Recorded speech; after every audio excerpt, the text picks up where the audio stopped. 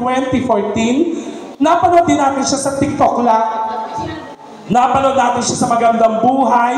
At kamakailan lang po, lumabas, of course, na siya ang Grand Champion ng I Can See Your Voice by Luis Manzano. Ladies and gentlemen, please welcome all the way from ABS-CBN Channel 2. Let's give it up to Rhina Diva! Palakpakan everyone! Magandang gabi. Ayop ka, meron ka pang bilbo. Dito ka nga, tingnan ko nga.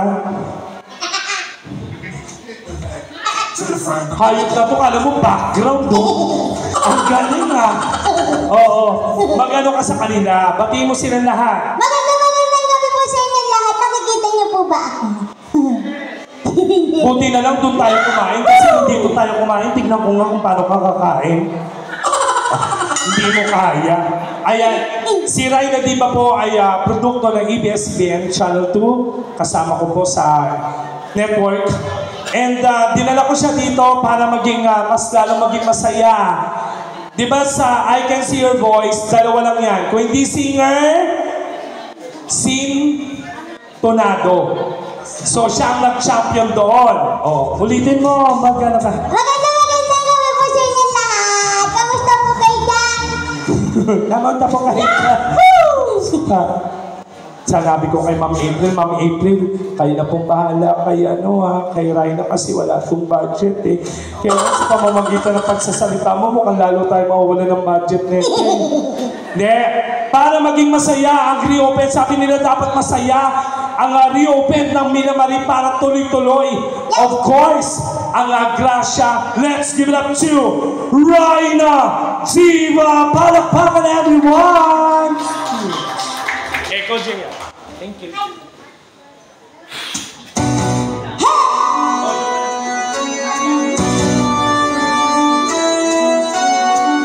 Huwag mong pansinin ang naninira sa'yo. Huwag mong pansinin ang naninira sa'yo.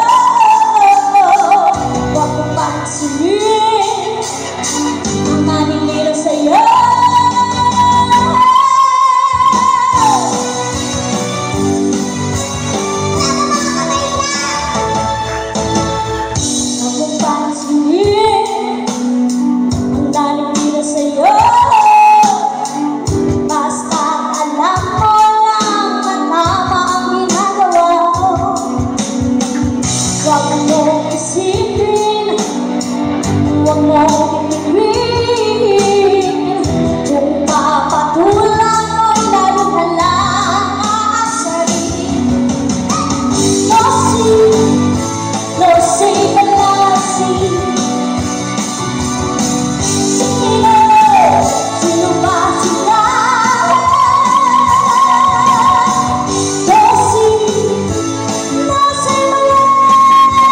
See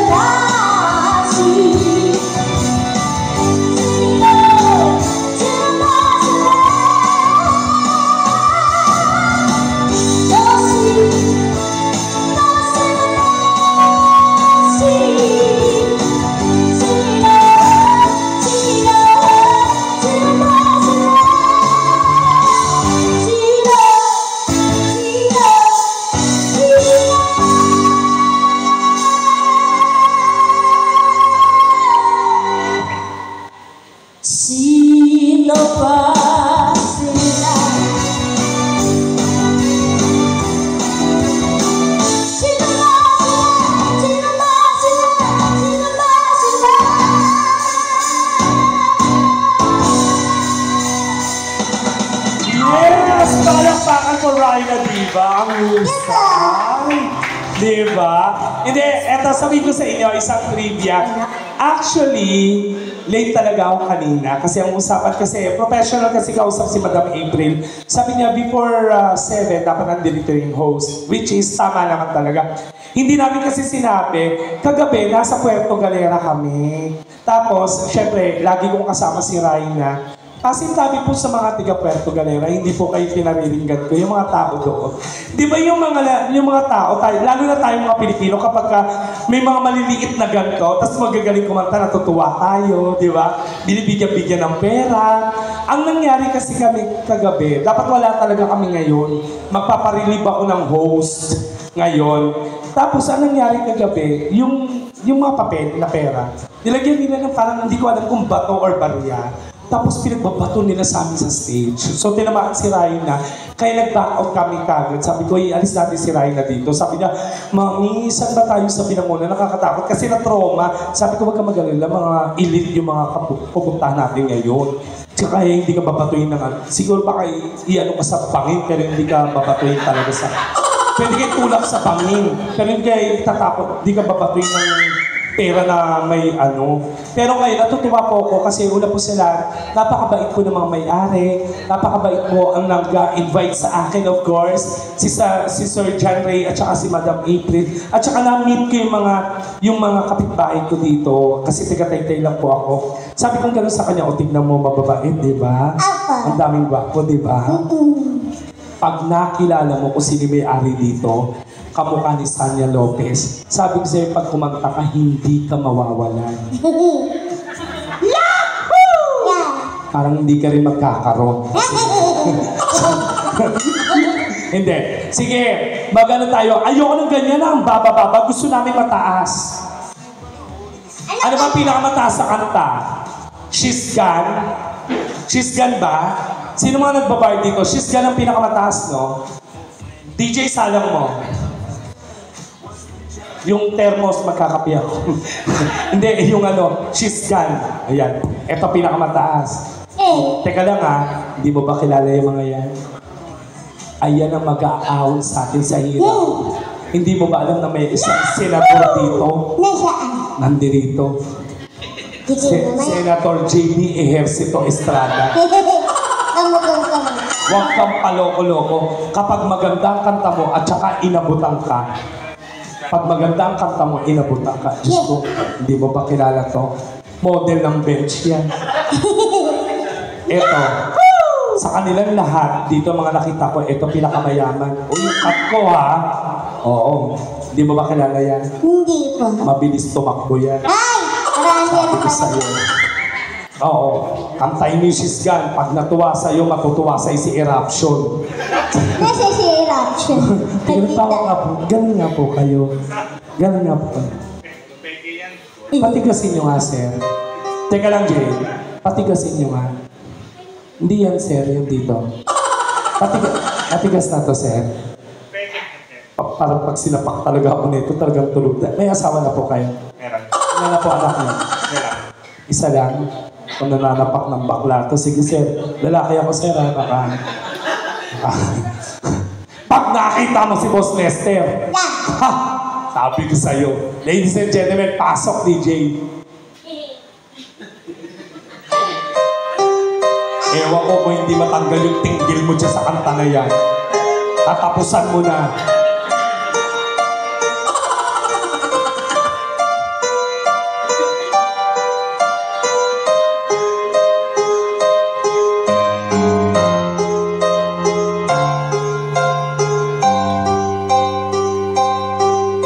Puputok suso niyan, tingnan mo mamaya. Parang empanada pa naman yung suso.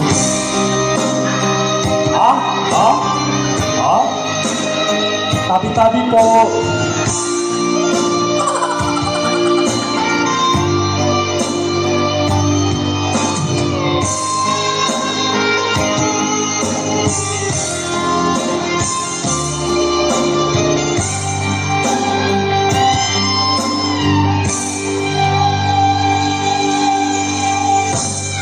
Ayan na. She's gone out of my Palakpakan everyone. I was wrong and too late. I was so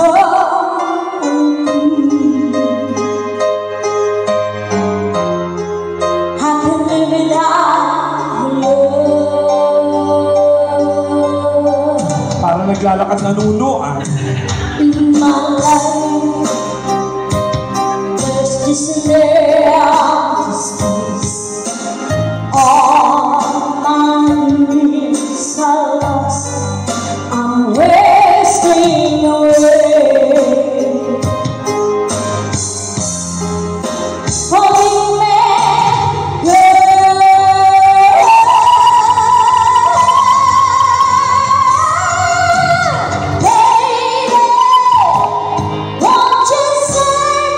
Tumutukot na si Senator G.E. Super Estrada.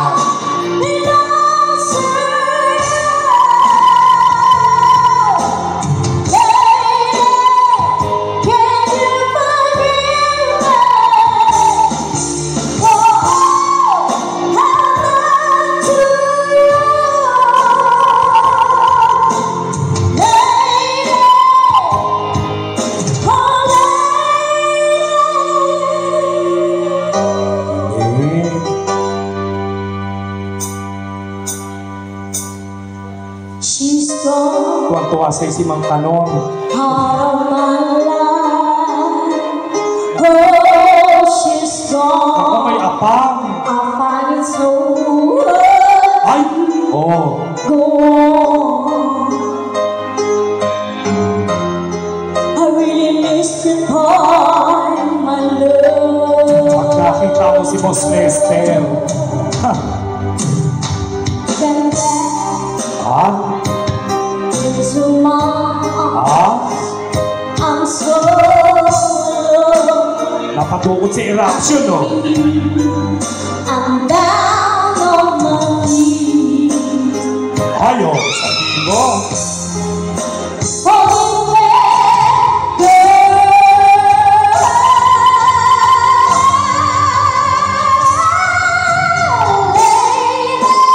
Hindi yan si Boss won't Lester. you save me? Pag nakita mo si Madam April, ayun yun. Ayun na. Pag si Madam April na nakita mo,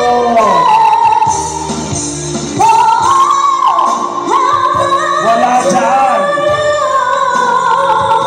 Hanapin mo. Ay, naku, wala dyan.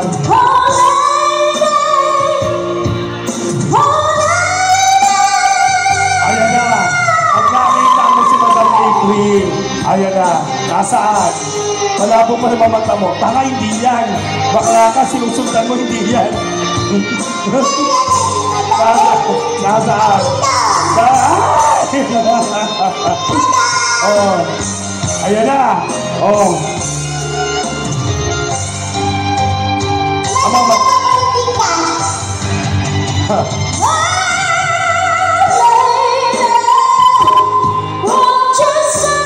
Naku, sa unahan, nandirito sa unahan. Ako.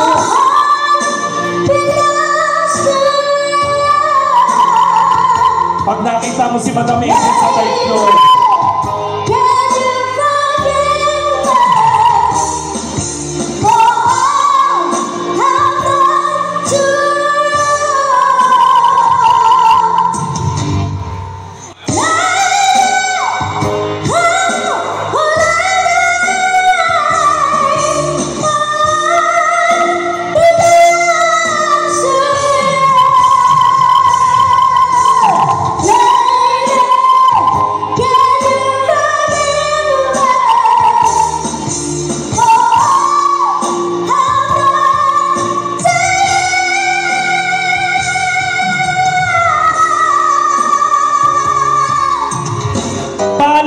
palakpakan!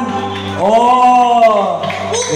Hindi, para sa mga hindi pa po nakakakilala kay Rhina, si Rhina po ay isang PWD. Kung bakit gumaganon siya, kasi hindi niya po kayo talaga nakikita. Ang nakikita niya, 1 meter lang Oo, meron siyang, ano bang tawag doon? Congenital. Congenital na visual sa mata niya, kaya siya gumaganon. Pasalamatan mo lahat ng mga nagbigay sa'yo. Thank you po sa mga nagbigay po. Napakalaki tulong po nito. Sa mga nagbigay sa'yo, maraming salamat. Apa. Sa mga hindi nagbigay sa iyo, Sa mga hindi po po nagbigay po, konsensya naman sa magkonsensya naman po kayo. Hindi, kasi si Raina, actually, si Raina, lagi ko siyang sinasama kasi una sa lahat, breadwinner siya sa family. Parang dahil sa mga pagkatakanta niya, dun lang nagkakaroon ng, of course, yung family niya, tapos siya yung nagtatrabaho. Kaya, ang ginawa ko, lagi ko siya sinasama sa mga gigs ko, sa mga rackets ko. Diba? Tingnan mo, sabi ko nga gano'n sa kanya, Ma'am April ha, kahit na si Raina, kahit wala na po, okay lang para makita niya naman yung Mila Marie. Oo. Etong susunod na kanta niya ay isa sa mga pinaka makabagbag damdaming kanta. Oo, by Katrina Velarde, itong pinakamataas. Rayutin mo to. Oo. Ladies and gentlemen, to sing May Bukas Pa by Katrina Velarde, palakpakan ko Raina Diva.